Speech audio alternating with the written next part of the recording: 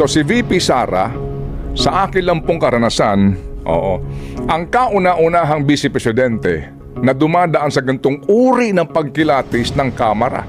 Kasi po, in deference doon sa posisyon, sa lahat po ng aking na-cover at nakilalang mga Vice Presidente, token hearing lang yan eh. Minsan nga po matagal na yung 30 minutes, 15 minutes. Opo, yan ay agad pong pinalulusot. Para ho nung unang hearing, di ba? So dapat kaalyado o hindi, diretso mo lang. Ganyan ang pagbusisi. Hindi pwedeng sa porke wala ng unity sa kanya lang. Di ba? Kaya di sumasagot eh, kaya nagtataray eh, kaya nagsusungit. Sinanay ninyo, kasalanan nyo. Di ba? For the past years. Ako nga ang tingin ko kung bakit ito, with all due respect, si Representative Stella Kimbo, medyo kabado kahapon, medyo may nervyos, walang authority, parang walang control sa session na nangyayari.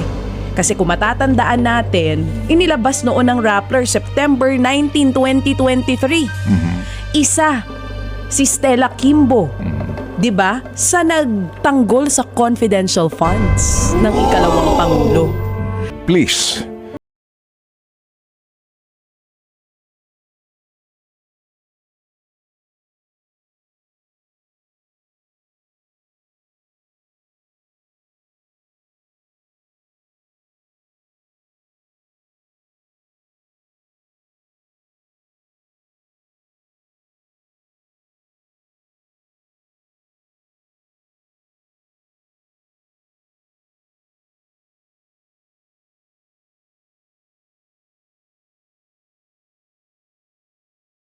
Muna. To settle immediately the said disallowance, all right? And audit disallowances not appealed within 6 months from receipt hereof shall become final and executory as prescribed under sections, etc., etc. So ibig sabihin po, meron na ho dito pinapanagot. At ito pong usapin na ito mga kapatid ay may pakialam tayo kasi pera po ng bayan ito, hindi ho ba? Opo. At nataon naman din na si VP Sara sa ngayon, klaro ho naman ang lahat na wala na pong unity. Alright, so ilatag natin po ito sa, kumbaga sa perspective na how do you call that? Na impartial, okay? So si VP Sara, sa akin lang pong karanasan, ang kauna-unahang Vice Presidente na dumadaan sa gantong uri ng pagkilatis ng Kamara. Kasi po, in deference doon sa posisyon, sa lahat po ng aking na-cover at nakilalang mga Vice Presidente, token hearing lang yan eh. Minsan nga po matagal na yung 30 minutes, 15 minutes. Opo, yan ay agad pong pinalulusot. Para ho nung unang hearing, di ba? Nataon naman kasi may basis, kasi may disallowance issue eh. Alright?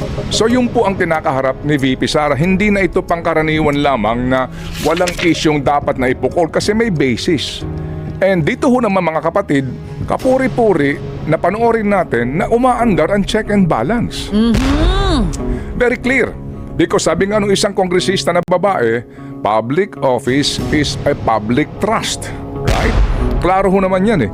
So dito ho mga kapatid, hinahangaan natin na pinaiiral ng Kongreso ang wisdom, ang spirit, ang intent kung bakit po ito ang disenyo ng ating demokrasya. Diba? Ang mga estado, alright? Ang ating pong tatlong sangay, yan po ang purpose niyan eh, check and balance. Kaya kahapon po, nagagalak tayo panoorin. Bagamat meron pong mga pagkukulang ang presiding officer, siguro may mga ganong usapin, pero klaro po kahapon na yan ang Congress. Diba? Ginagawa mo, ang tungkulin mo para tanungin ang isang government agency, ang head of agency, dito sa mga sinasabing, sabi nga 2019 klaro naman yung sulat.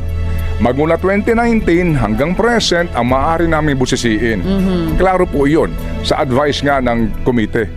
Okay, so klaro po yun na tayo po'y dapat tumangkilik dito sa usapin po na ito ay bahagi ng demokrasya. Yun lang, ang akin lang dito, sana all. Yes. Diba? Sana all. So, dito ho, kung ganyan kayo kumilatis, sa budget po ng isang ahensya, paano yung iba?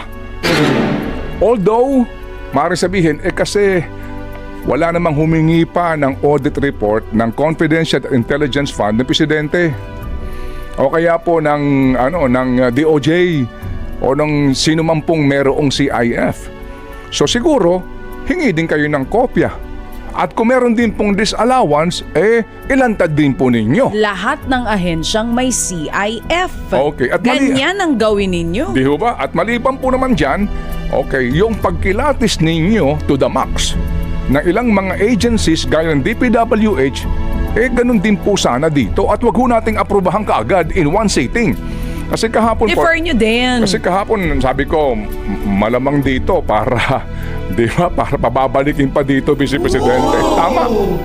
After 5 long hours, hindi ho ba talagang I move to defer, di ba? Kumbaga, pabalikin pa natin ito, hindi pa tayo tapos dito.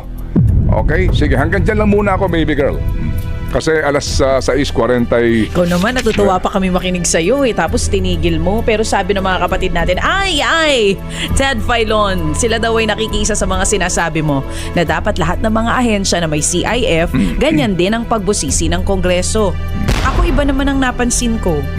Di ba sabi mo, ang tagal mo na nagko-cover ng mga hearings na ganyan pagdating sa budget? Nagtataka kasi ang ilan bakit daw ganun ang pangalawang pangulo. Kung ba't daw hindi sumasagot.